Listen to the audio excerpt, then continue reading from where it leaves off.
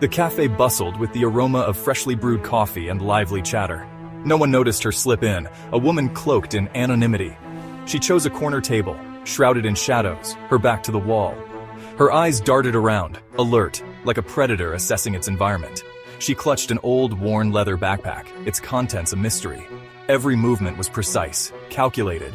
She wasn't there for coffee. This was business. Urgent business. With a swift motion, she produced a worn notebook. The pages, yellowed with time, were filled with cryptic symbols, hand-drawn maps, and indecipherable notes.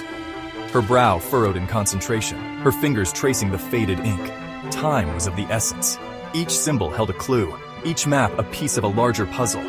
Her mission to decipher the secrets they held. The fate of something or someone depended on it. The woman worked feverishly, her pen whispering across a notepad.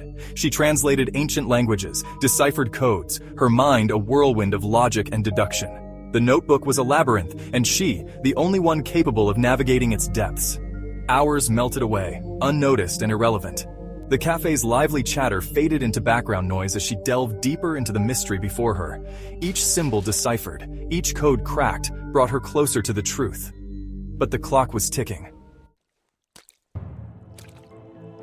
Suddenly, her phone vibrated, a shrill intrusion in the silent world she had built around herself. One word flashed on the screen. Where?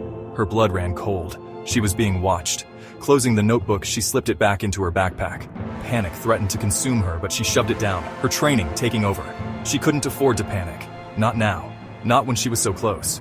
Her eyes scanned the cafe, searching for any sign of surveillance. Was it the man reading the newspaper? The couple sharing a laugh? Or someone else, lurking in the shadows, just like her?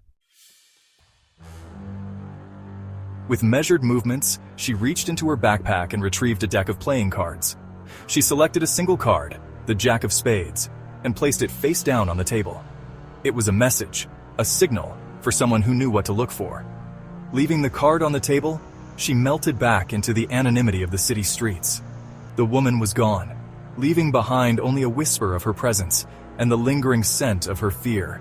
Her mission was far from over. It had just begun. Minutes later, a man entered the cafe. He moved with a quiet confidence, his eyes scanning the room. They fell upon the Jack of Spades, and a knowing smile spread across his face. He had been expected,